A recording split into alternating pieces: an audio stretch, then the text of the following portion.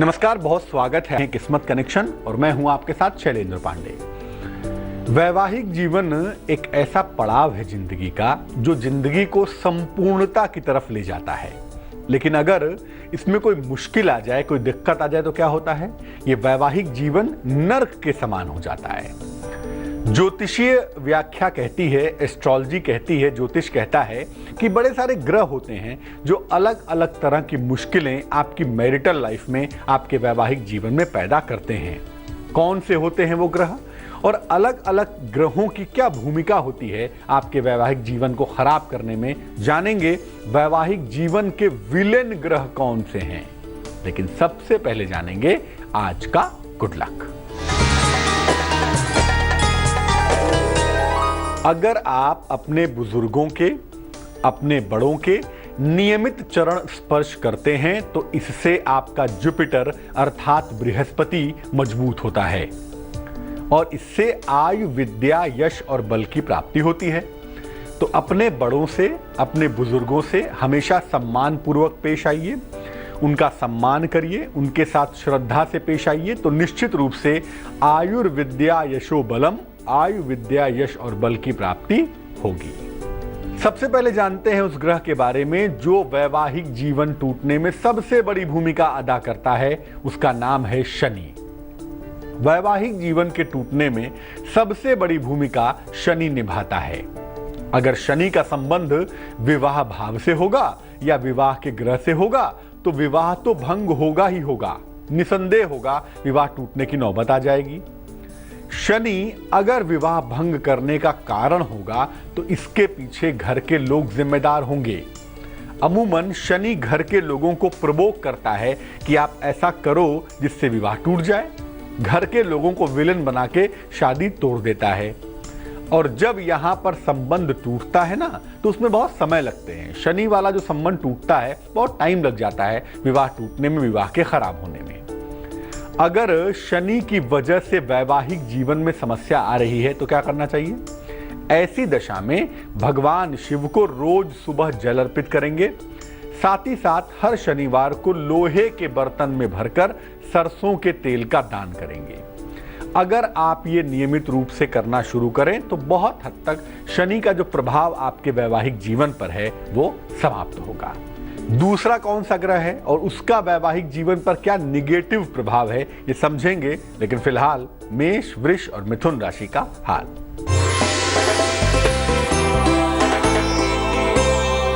मेष राशि, परिवार में खुशहाली आएगी, मान सम्मान आपको मिलेगा, कान, नाक, गले की समस्या से लेकिन आपको बचना है।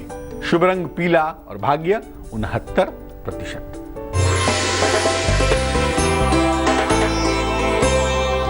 वृष राशि, संतान प्राप्ति के सुंदर योग बनते हैं। रोजगार में मनचाही सफलता की प्राप्ति होगी। वाणी पर, जबान पर लगाम दें, ध्यान दें तो बहुत अच्छा होगा। शुभ रंग सफेद और भाग्य होगा 54%। मिथुन राशि, नौकरी में सुधार और बदलाव दोनों दिख रहा है। कोई मनचाही सफलता भी मिलती हुई दिखाई दे रही है। जीवन साथी के स्वास्थ्य पर अगर आप ध्यान दें तो आपके लिए ज्यादा बेहतर होगा। इस समय में वहां से दिक्कत आपको हो सकती है। शुभ रंग हरा और भाग्य 88%। अब ये जानते हैं कि अगर मंगल वैवाहिक जीवन में निगेटिव भूमिका निभाता है तो क्या होता है। अगर मंगल वैवाहिक जीवन में निगेटिव भूमिका निभाए तो वैवाहिक जीवन में सेपरेशन के अलावा, विच्छेदन के अलावा मामला हिंसा तक पहुंच जाता है। यानी अगर किसी वैवाहिक जीवन में मारपीट होती है, वायलेंस होता है, तो समझ जाइए कि इसके पीछे पक्की तौर पर मंगल ही होता है। मंगल जब वैवाहिक जीवन में समस्या देता है तो अमूमन मामला मारपीट तक पहुंच जाता है।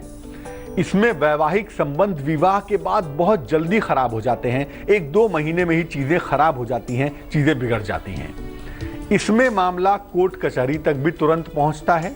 इसीलिए मंगल जब विवाह में विलेन हो तो मामला गंभीर होता है। अब अगर मंगल की वजह से समस्या आ रही है तो क्या करेंगे?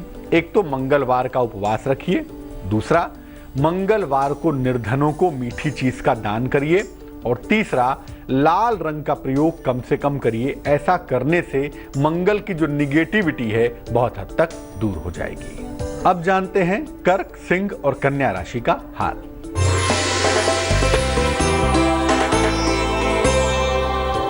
कर्क राशि, जीवन साथी की उन्नति होगी, नई संपत्ति का लाभ होगा, लेकिन बेवजह तनाव मत पालिए, मामला कुछ भी गंभीर नहीं है। शुभ रंग लाल और भाग्य 94%।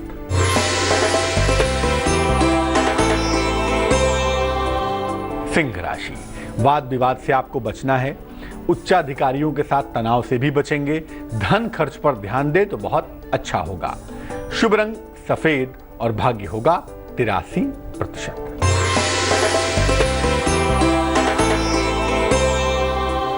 कन्या राशि, करियर में बड़ी सफलता के संकेत दिखते हैं, लंबी यात्रा का योग भी बन पा रहा है, नौकरी में परिवर्तन की संभावना भी बनती है।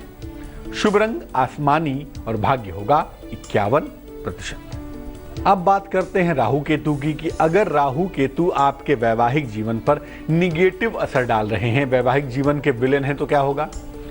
राहु केतु जब वैवाहिक जीवन पर असर डालते हैं ना, तो विवाह के मामलों में शक पैदा करते हैं, वहम पैदा करते हैं, और यह काम राहु केतु का ही है पक्की तौर पे। अगर राहु केतु विवाह संबंधों में बाधा दें तो बेवजह शक पैदा होता है, बेवजह दिक्कतें आ जाती हैं, और कभी कभी जीवन साथी दूसरे को छोड़कर दूर चला जाता है, यानी जीवन साथी के बीच में बेवजह सेपरेशन भी हो जाता है। इसमें वैवाहिक जीवन रहने के बावजूद जीवन भर अलगाव झेलना पड़ता है। विवाह चलता तो है, लेकिन वो नाम मात्र के लिए चलता है, उसमें कुछ भी अच्छा नहीं रहता। अगर राहु केतु की वजह से वैवाहिक जीवन में दिक्कत आ रही है तो ज्योतिष कहता है कि भगवान विष्णु की उपासना करनी चाहिए। जल में कुश एक तरह की घास है, जल में कुश डालकर स्नान करना चाहिए, और शनिवार के दिन मीठी चीजें नहीं खाना चाहिए। ऐसा करने से बहुत हद तक जो राहु केतु का निगेटिव प्रभाव है वो समाप्त होता है, वो दूर हो जाता है। सूर्य का वैवाहिक जीवन पर जब प्रभाव हो तो इसके परिणाम क्या होते हैं ये जानेंगे, लेकिन उसके पहले देंगे आपके सवाल का जवाब। सवाल हमें एक महिला ने लिखा है, बिहार से लिखती हैं ये। इनके पति की जन्म तिथि है 17/11/1971, जन्म समय है अर्ली मॉर्निंग 2:57 AM 2:57 प्रातः, जन्म का स्थान है बिहार। ये लिख रही हैं कि इनके पति का उल्लासनगर में बैग का कारोबार था, सास की तबीयत खराब रहती थी, इसीलिए इनके पतिदेव उल्लासनगर का कारोबार बंद करके इसी साल पटना में दुकान कर लिए, लेकिन पटना वाली दुकान फ्लॉप हो गई, चल नहीं पाई, पैसे का बहुत नुकसान हुआ। इस बारे में जानना चाहती है कि अब करें तो करें क्या, वापस पति उल्लासनगर जाकर बिजनेस करना शुरू करें या पटना में ही कुछ करें, क्या करें, कैसे करें, इस बारे में जानना चाहती हैं। देखिए मैं बता दूं, जिस तरह की आपके पति की कुंडली है और जिस तरह से आपकी सासू माँ की स्थिति है, उसके आधार पर मुझे लगता है कि अभी पटना में रहना ही बेहतर होगा। और पटना में रहकर जो ये बैग का काम करते हैं, चमड़े का काम करते हैं, लेदर का, पर्स का, बैग का, अगर ये काम करें तो ये काम अच्छा चलेगा। दुकान बदलती है कोई बात नहीं, एक नए सिरे से काम करने की कोशिश करें, और अगर ये काम मई जून के महीने से करें तो मुझे लगता है काफ़ी अच्छा होगा। अभी के लिए सुबह शाम दोनों समय भगवान शिव की उपासना करें। नमः शिवाय 108 बार सुबह, 108 बार शाम को जपेंगे, और शनिवार के दिन किसी गरीब व्यक्ति को, भले ही रोटी सब्जी क्यों ना हो, भले ही ब्रेड या बिस्किट क्यों ना हो, खाने पीने की चीज का अगर दान करें तो मुश्किलें दूर हो जाएंगी। अब ये जानते हैं कि सूर्य अगर विवाह के मामलों में दिक्कतें पैदा करे तो इसके परिणाम क्या होते हैं। देखिए, विवाह के मामलों में अगर सूर्य का निगेटिव प्रभाव हो तो इसका मतलब क्या है, आपके जीवन साथी का करियर आपके लिए दिक्कतें पैदा करेगा। कभी कभी सूर्य की वजह से अहंकार के कारण, ईगो के कारण आपसी संबंध खराब हो जाते हैं, और यहाँ पर जो डिवोर्स होता है, जो सेपरेशन होता है, जो मैरिटल लाइफ में विच्छेदन होता है, वो बड़ा सोच समझ कर होता है, बहुत शांतिपूर्ण तरीके से होता है, ऐसा दिखाई देता है। हालांकि शादी के काफी समय बीत जाने के बाद यहाँ पर सेपरेशन होता है। जब सेपरेशन की कोई संभावना नहीं होती तब यहाँ पर सेपरेशन हो जाता है। रोज सुबह भगवान सूर्य को अगर आप रोली मिला हुआ जल अर्पित करें और एक तांबे का छल्ला धारण करें तो इससे आपके सूर्य की निगेटिविटी दूर होगी, और सूर्य का जो विवाह पर प्रभाव है वो शुभ हो जाएगा। गुलाबी रंग के वस्त्र धारण करने से भी सूर्य की शुभता आपके साथ बनी रहेगी। जान लेते हैं अब तुला, वृश्चिक और धनु राशि का राशिफल।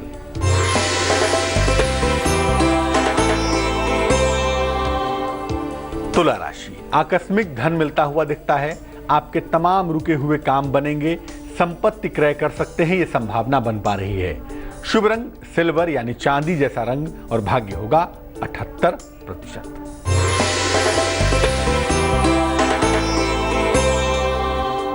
वृश्चिक राशि, मुकदमों में समस्या आ सकती है।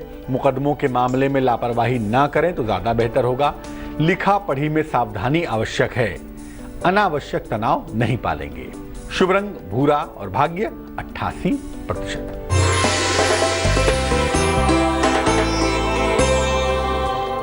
धनु राशि, प्रेम संबंधों में सुधार होगा। कोई महत्वपूर्ण निर्णय आप ले सकेंगे। विदेश यात्रा की संभावना, दूर की यात्रा की संभावना भी बन रही है। शुभ रंग आसमानी है और भाग्य है 67%। अब बात करते हैं बृहस्पति की। बृहस्पति की विवाह के मामले में एक बड़ी भूमिका होती है, लेकिन अगर बृहस्पति विवाह को तोड़ने पे आ जाए तो क्या होता है? कुंडली में अगर बृहस्पति अच्छा हो तो विवाह की हर बाधा को समाप्त करता है। अगर सप्तम भाव या सप्तम भाव के स्वामी पर इसकी दृष्टि हो तो विवाह की बाधा दूर हो जाती है। लग्न में अगर बृहस्पति बैठा हो तो ये बेहद ताकतवर होता है, बहुत शक्तिशाली होता है और व्यक्ति के समस्त बाधाओं का नाश भी करता है। लेकिन अगर बृहस्पति सप्तम भाव में बैठा हो, 7th हाउस में बैठा हो, तो कभी कभी व्यक्ति अविवाहित भी रहता है, अनमैरिड भी रह जाता है। अगर बृहस्पति कुंडली में अनुकूल हो, फेवरेबल हो, तो पीली चीजों का दान कभी मत करिएगा, वरना बृहस्पति दूषित होगा, आप दिक्कत में आ जाएंगे। और अगर बृहस्पति खराब है तो केले का दान करने से आपको लाभ होगा।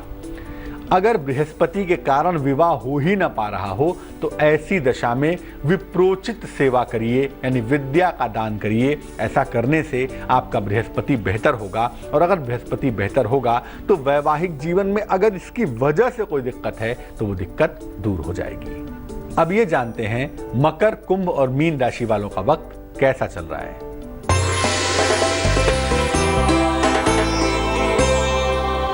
मकर राशि, जीवन में बड़ा परिवर्तन दिख रहा है।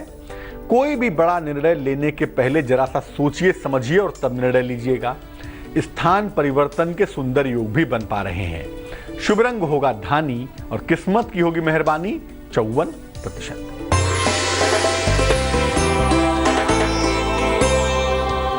कुंभ राशि, जो रोजगार है, जो कारोबार है, उसमें इंप्रूवमेंट होगा, उसमें बेहतरी होगी। उपहार का लाभ मिलता हुआ भी दिखाई देगा। क्रोध पर नियंत्रण बनाए रखें तो बहुत अच्छा है। शुभ रंग फिरोजी और भाग्य होगा 82%।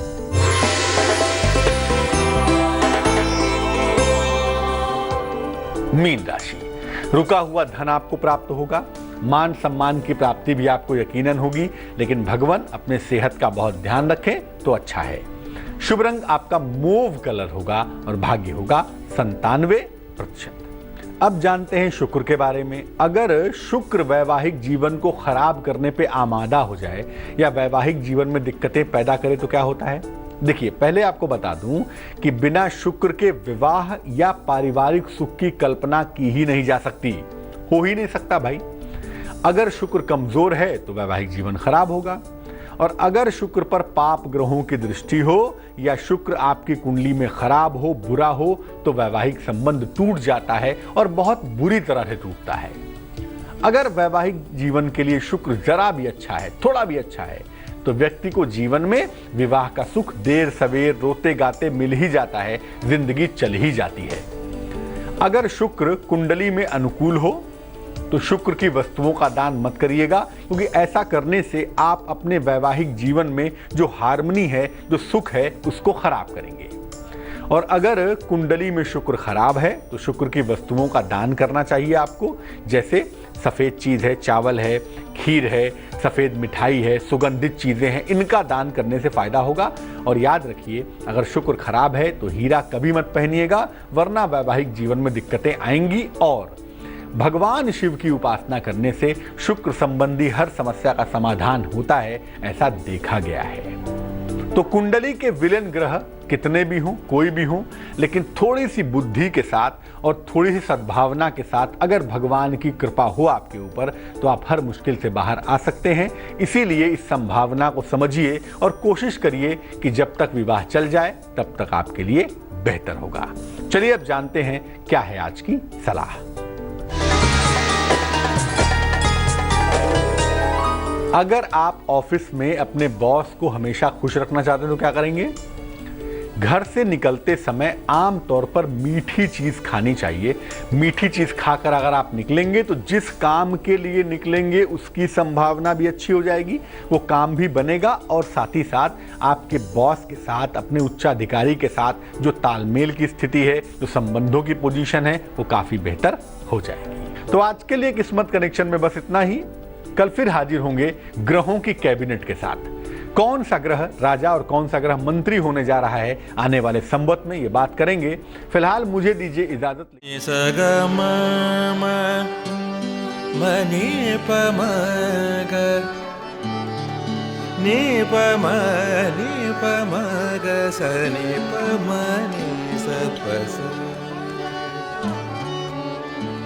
जहाँ तक याद आती रहेगी।